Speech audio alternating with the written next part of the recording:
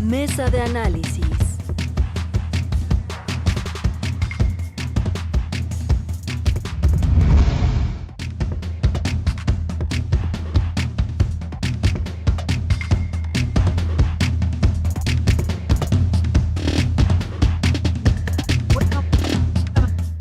Fabricio Mejía y Ana Lilia Pérez Mendoza, los dos, gracias por estar aquí. Fabricio, buen día. Buen día, Carmen, buen día, Ana Lilia. Gracias, Ana Lilia, ¿cómo estás? Buen día, bien, gracias. Saludos a ustedes y a todo el auditorio. Bueno, varios temas allí, yo dejé apuntados dos que parecen de los más importantes en las últimas horas.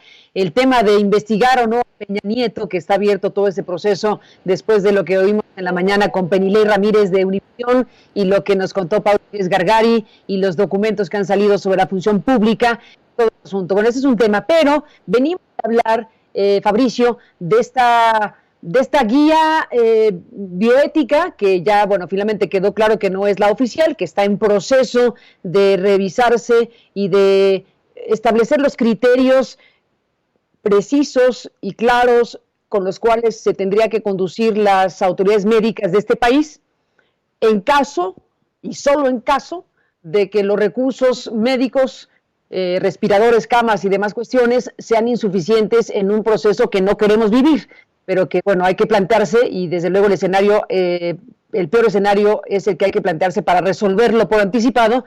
Y en eso estamos, Fabricio. ¿Cómo has visto la discusión del tema?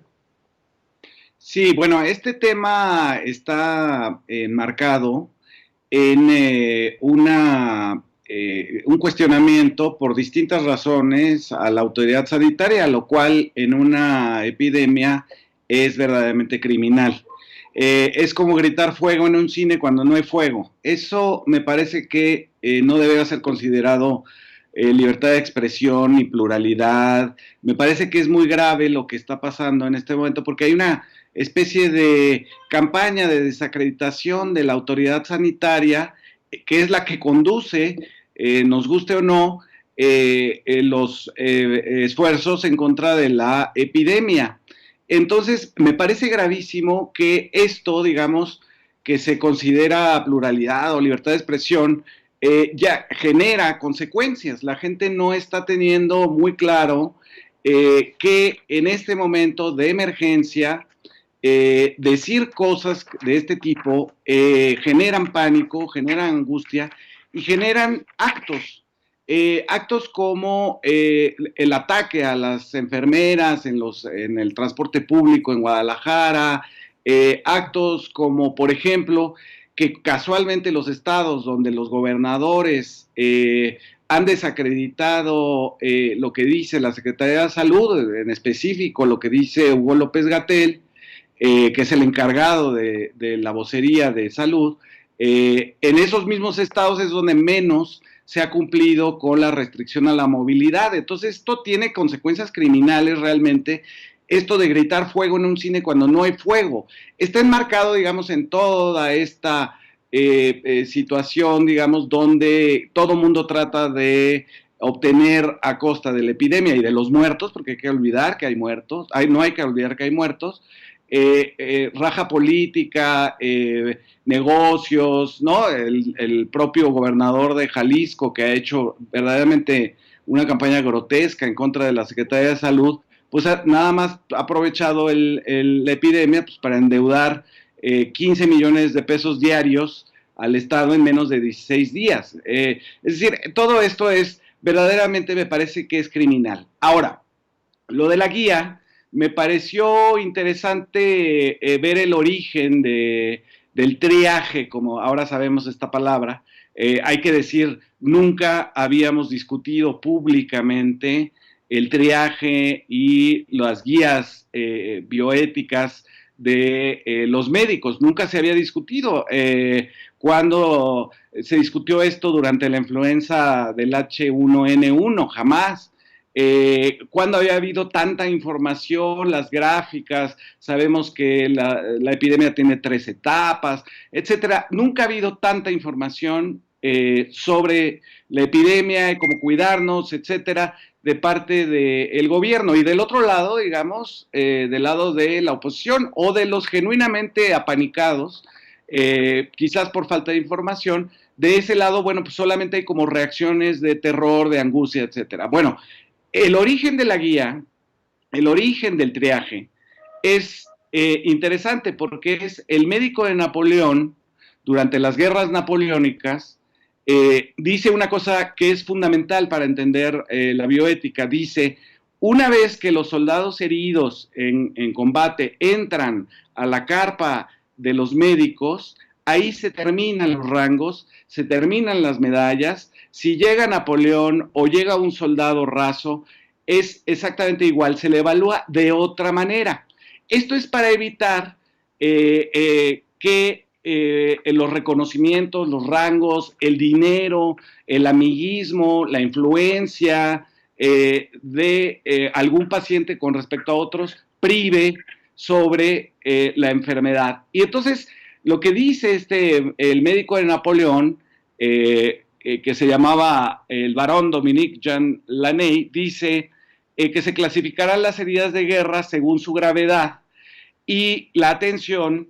Estamos hablando de 1792, así de viejo es el triaje, y que la atención se dividiría en tres, para aquellos que sobrevivirán sin tratamiento, para los que morirían si no tienen tratamiento y para los que incluso con el tratamiento morirían. Así dividía en un principio este barón Laney, el médico de Napoleón, el origen, digamos, de lo que es el triaje, que es una palabra, por supuesto, francesa, que después se adapta al español, al inglés. Al inglés, por ejemplo, se adapta en la epidemia de la influenza de 1918, y de lo que se trata no es, primero, de no tener ninguna consideración, digamos, que no sea clínica, que no sea médica, por sobre los pacientes, es decir, que no importe el amiguismo, la influencia, el reconocimiento que tenga esa persona afuera, sino la enfermedad misma, la gravedad de la enfermedad misma, ¿no?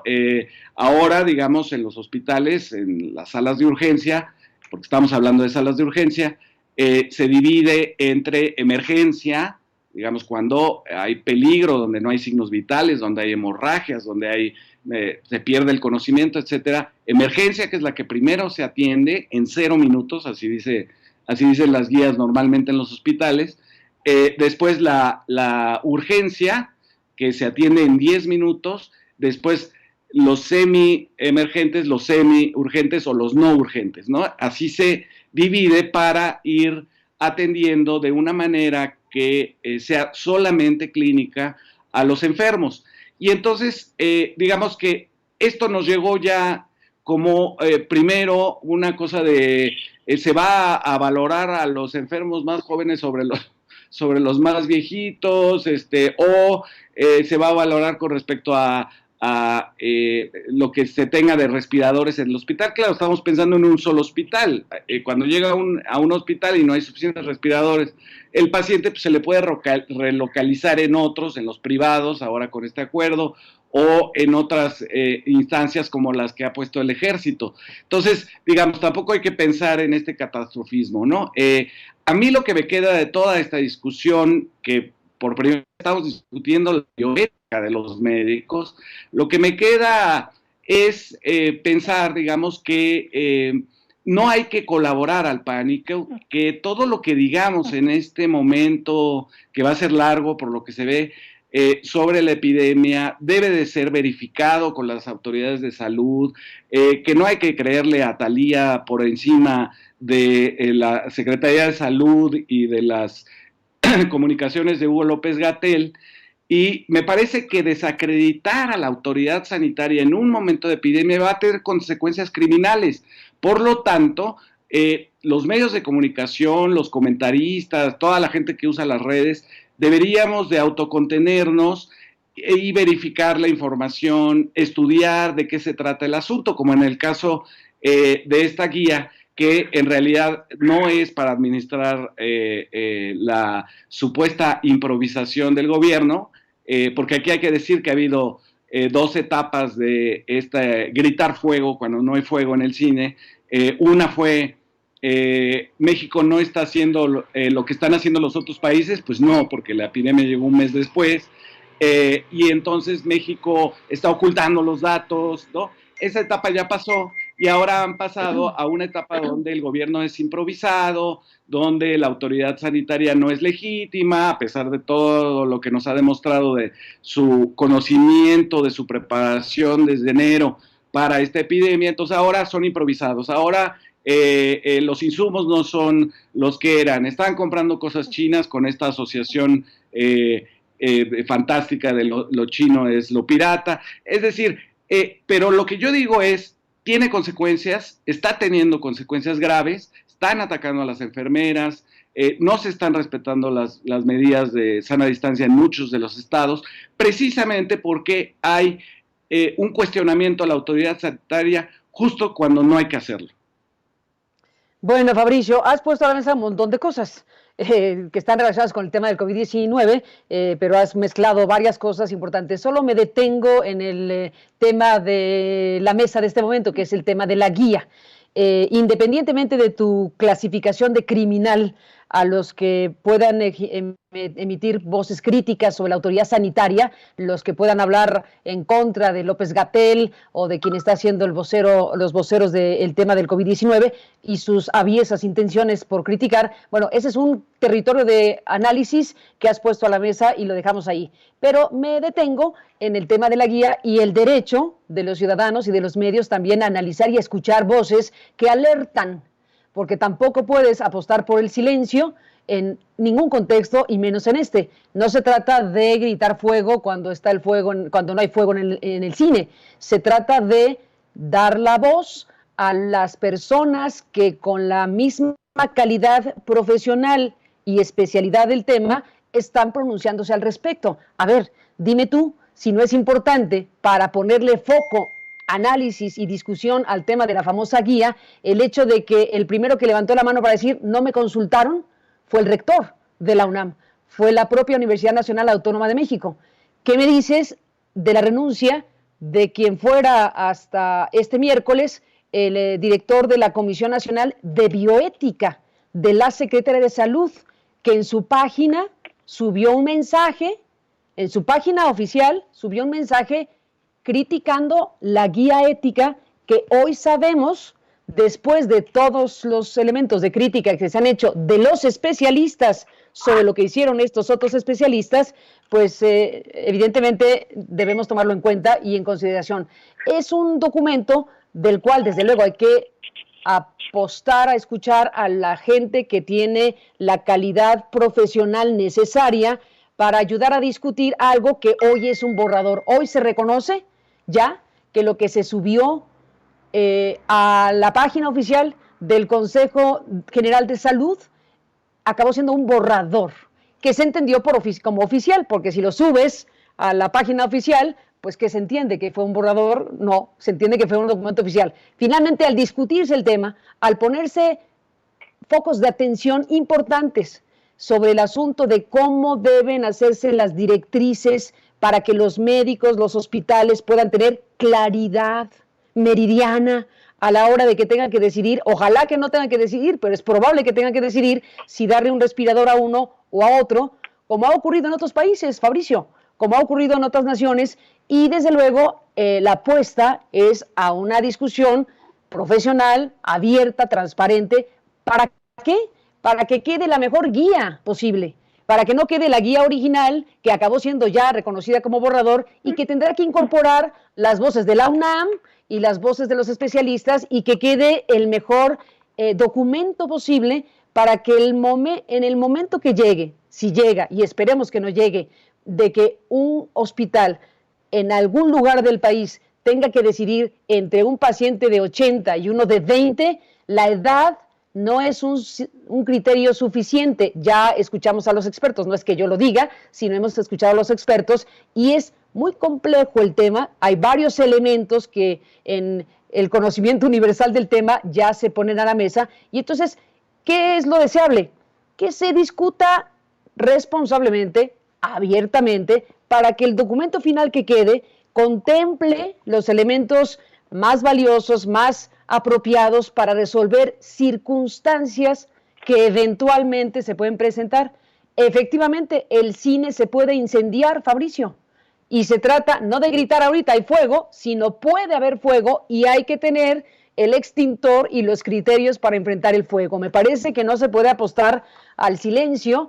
Entiendo y comparto contigo la preocupación de que algunos podrían estar efectivamente lucrando políticamente, lo cual eso sí es criminal, precisamente con un tema como el sanitario. Sí es criminal querer sacar raja política de una circunstancia de esta naturaleza. En eso no te discuto. En donde sí te discuto es en que los medios y los profesionales y los especialistas tenemos derecho a exponer, a analizar, a sumar las voces, y el público, que es público inteligente, la gente no es estúpida y entiende perfectamente lo que acaba siendo un proceso informativo. Se publicó una guía, se dio a conocer.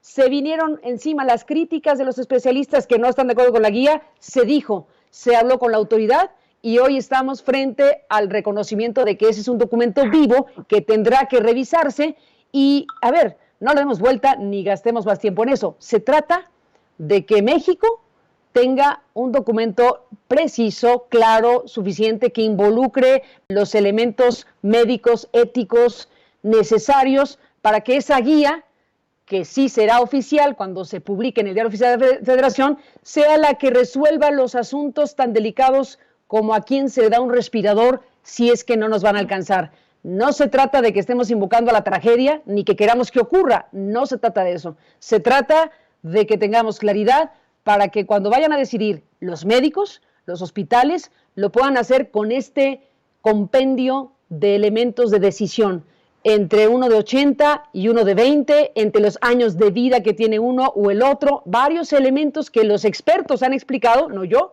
y que son los que están ahora a la mesa de discusión. Es mi opinión sobre esta interesante disertación que has hecho con varios elementos a la mesa, pero no aceptaría yo que los medios tengamos que no discutir o no presentar informaciones respecto a varios temas, incluyendo el de la guía bioética, mi querido Fabricio. Sí, no, yo no estaba diciendo que fuera nada que tenga que ver con censura. Yo lo que estaba diciendo era que, bueno, esto, por supuesto, este documento se había puesto al público, ahora sabemos que era un borrador. Esto de que la UNAM no estaba el rector. Juan Antonio Cruz Parcero, al que tú entrevistaste, es el experto, digamos, en este momento del Instituto de Investigaciones Filosóficas, es abogado, es filósofo de la Universidad de Oxford, estuvo en la redacción de este borrador y no me parece, digamos, que estuvieran fuera los especialistas y que con esta revelación ya se le dio entrada a los especialistas. No, lo que primero se dijo, Carmen, era que no iba a haber respiradores para los más de 60 porque eran viejos. Eso es un absoluto, es gritar fuego en un cine sin fuego. Eso no era. A ver, eso ya fue, digamos, interpretaciones malsanas, ¿estoy de acuerdo? Yo lo que defiendo es el derecho a exponerle al público, en nuestro caso, al público las voces que hemos presentado, que son de las autoridades, de los especialistas, el documento mismo, todo lo que hemos hecho. Ahora, si de ahí, de la discusión pública necesaria, de la guía bioética, algunos o algunas quieren sacar raja política y distorsionar el debate con propósitos aviesos, de lo que estamos hablando ahora, en otro punto. Así es, o sea, yo quisiera poner el acento exactamente ahí, no en la difusión de las críticas o en la difusión de la información oficial. Lo que yo digo es que si no es información oficial y es nada más una reacción o una opinión, tiene sus consecuencias y a veces estas consecuencias resultan criminales. Eso es todo lo que yo estoy diciendo, no estoy pidiendo que censuren. Ahora, ha habido casos realmente que me parece ya para generar pánico, que es el caso de lo que pasó en los periódicos de Chihuahua, donde se pone fotografía de unos cadáveres en unas bolsas en primera plana, resulta una fotografía de Ecuador y se dice que es Chihuahua. Ahí me parece que está siendo criminal el medio de comunicación y es decir, esto no es cualquier momento, es un momento de epidemia y entonces hay que medir las consecuencias de lo que uno dice, ¿no? ¿Qué dices, mi queridísima Ana Lilia, de todo este debate? Pues la pandemia nos tiene a todos, tiene al mundo en un escenario de crisis sanitaria, económica y humanitaria sin precedentes, y en el terreno humanitario precisamente radica este tipo de discusiones. Creo que nadie en su sano juicio quiere ese escenario catastrofista, pero sí queremos saber si hay una planeación suficiente, técnica y con todo ese carácter ético que requiere el tema para que los profesionales de la salud sepan qué hacer en caso de que se llegue a ese escenario que nadie quiere llegar a él, pero podría ocurrir. Esa es una posibilidad y no solo es una posibilidad en México, lo ha sido en otros países que han enfrentado la pandemia en condiciones con sistemas de salud mucho mejores al que en este país hemos tenido por muchos años. Depauperizado el sistema de salud, subcontratada la mayor parte, subcontratada, por cierto, a varias de las instituciones clínicas que ahora se hacen presentes en este nuevo escenario y que es todo otro tema de discusión. Pero este tipo de reflexiones bioéticas son delicadas, siempre son polémicas, pero de necesaria discusión. Yo recuerdo cuando en México se empezó a hablar del tema de los trasplantes, se generaba también ese tipo de discusiones, pero ocurrió en un entorno donde no había tanta información, donde el tema se quedaba básicamente en el terreno de lo clínico, lo filosófico y hasta ahí. Que es muy sano que ahora estas discusiones se hagan abiertamente a la sociedad, porque va más allá de la necesidad de establecer lineamientos para la toma de decisiones por parte del personal de salud. Va más allá porque los usuarios de ese sistema de salud, y nos contamos entre todos ellos, cualquiera podría ser usuario eventual de estos sistemas, tenemos derecho a saber, tiene derecho a saber la ciudadanía, sobre todo cuando lo que está en juego es la vida misma, que es lo más valioso que se tiene.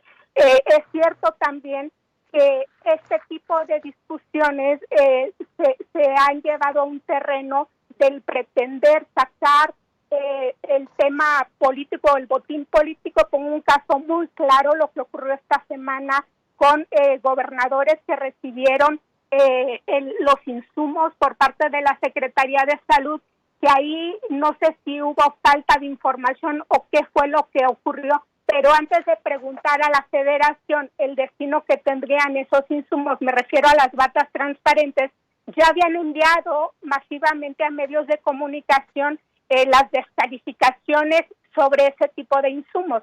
Después se planteó ese tema en la conferencia de la noche y ahí se respondió que las batas no eran para uso clínico. Ahí vemos que lo que podría ser un tema de coordinación entre los distintos ámbitos se presta a todo tipo de malinterpretaciones, pero en sí la discusión de la guía bioética, lo que se generó con esta necesidad de información es que el tema se llevara a la discusión en la agenda nacional.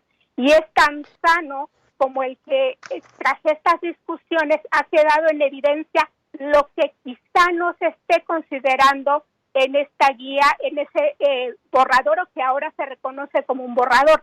Has entrevistado, Carmen, a expertos durante todos estos días que han hablado de los, diría yo, esos vacíos que se observan en esta guía, que podría ser un documento muy bien acabado y que deje tranquila a la ciudadanía. Se habló de la población con discapacidad, pero también tiene que ver esto con temas no solo técnicos, sino de carácter legal. Pongo un ejemplo muy, muy preciso.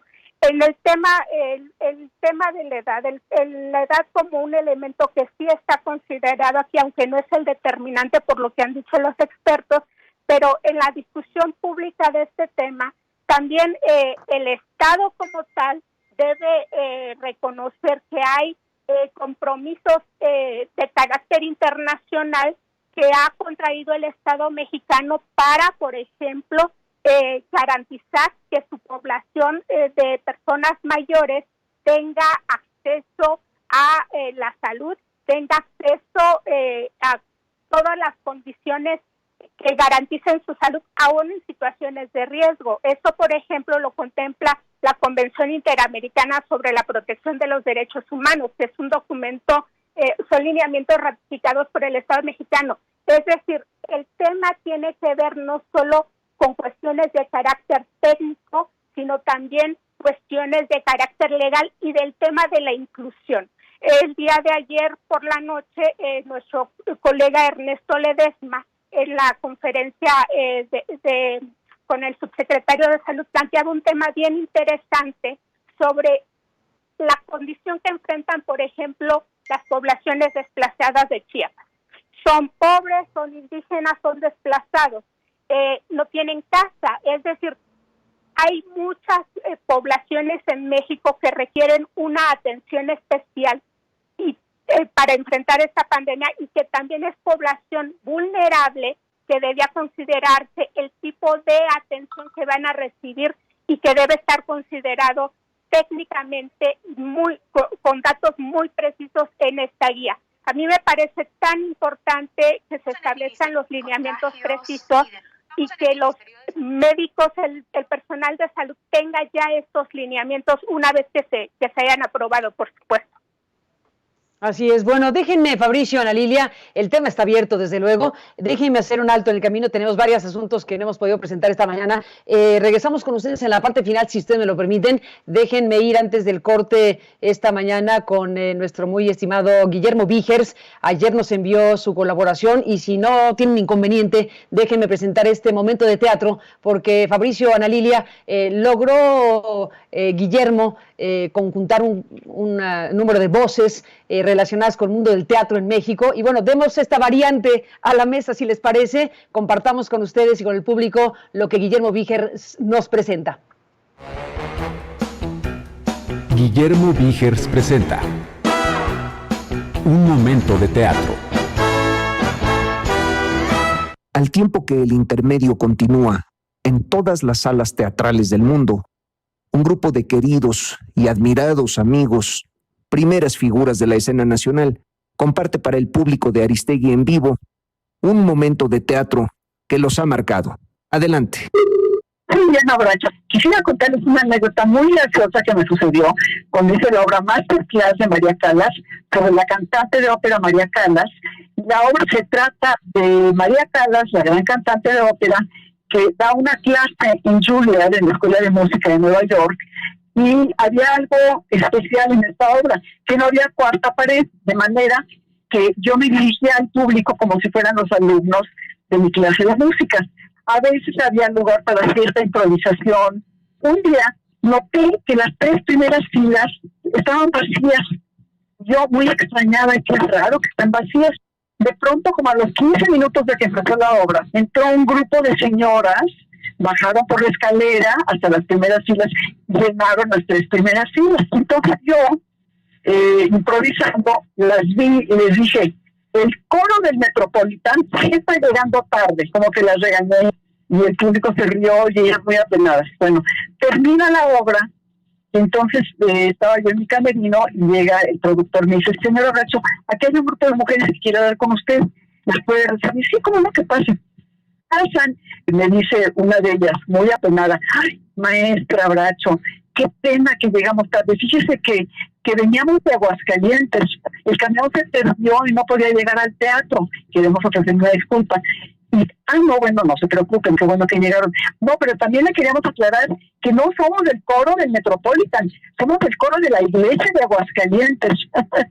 A mucha honra. Soy Ari Telch. Pues corría a principios de los años 90. El maestro Solé dirigía una de estas comedias de enredos de Alfonso Paso a la que tanto recurríamos en aquella época, y en el reparto estaba doña Silvia Pinal, Guillermo Orea, el maestro Murray y su servidor. Había una escena que se parecía mucho en el trazo, en el primero y en el segundo acto, donde Silvia Pinal y Memo Orea quedaban frente al sillón que estaba en medio del escenario y discutían en el primer acto un asunto y en el segundo acto otro asunto.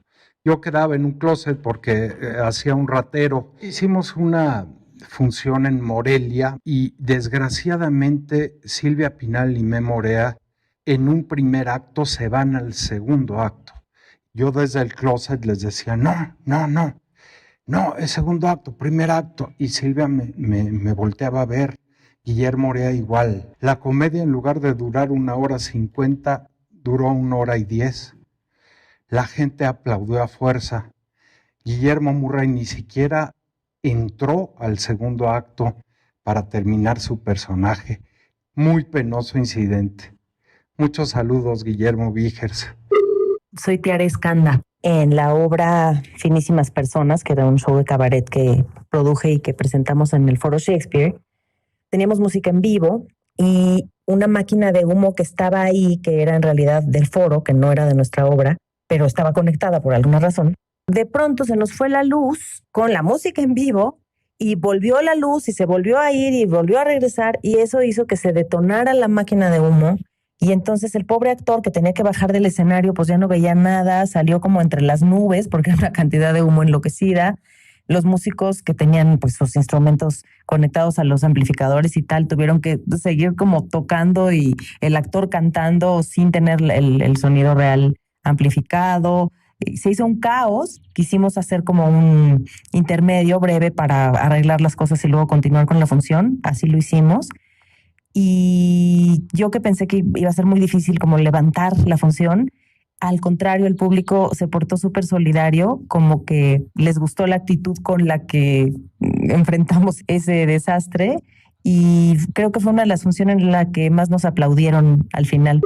Soy Eduardo España y aprovecho este espacio para contarles una de las anécdotas más bonitas en mi recorrido por el teatro.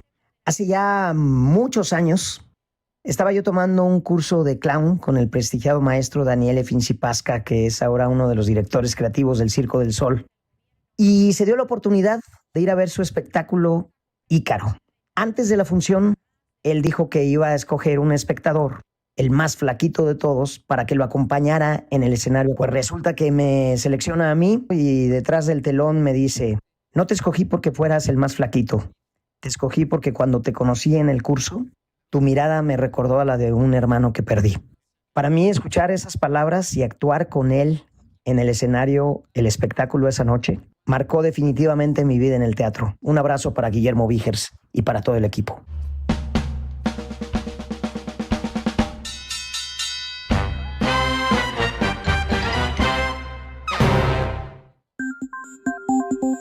Buzón de voz. Envíanos un mensaje de voz por WhatsApp al 5574 32 32 73, 5574 32 32 73. Incluye tu nombre y lugar donde vives. Tu opinión nos importa.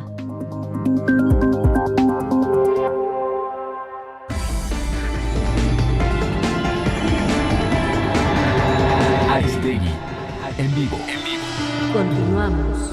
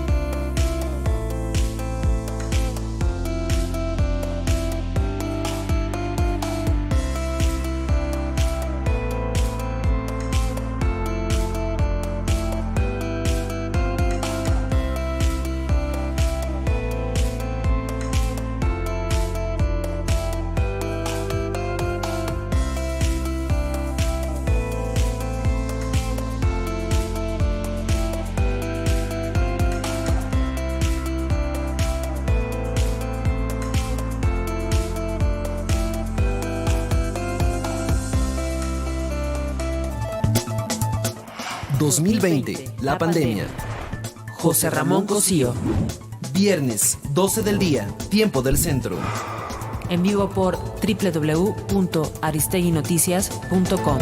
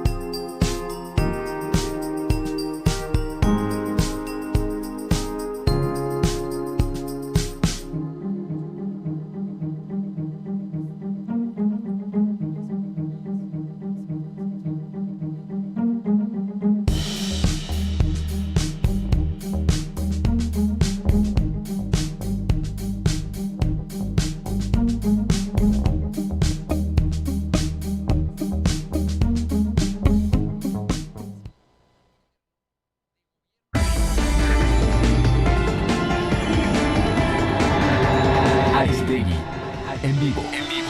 Regresamos. Bueno, caray, nos faltó tiempo, nos falta tiempo siempre, pero bueno, ya se acabó la mesa y ya tendremos oportunidad de hablar más ampliamente. Fabricio y Ana Lilia, con una frase, ¿cómo te despides, Fabricio? Que me parece que es muy sano que, aun cuando todavía no hay fuego en el cine, discutamos las instrucciones de lo que se debe de hacer para desalojarlo. Venga, un abrazo, Fabricio, gracias por estar aquí. Ana Lilia, nos vamos. Pues esperemos salir lo mejor librados de esta crisis, y en lo que creo que sí el consenso es en que se lleven adelante las investigaciones contra Peña Nieto y todos sus exsecretarios de Estado responsables de los grandes desfalcos que tuvo este país, Carmen. Ni más ni menos. A los dos un abrazo, gracias por estar aquí, seguimos hablando. Hasta la próxima.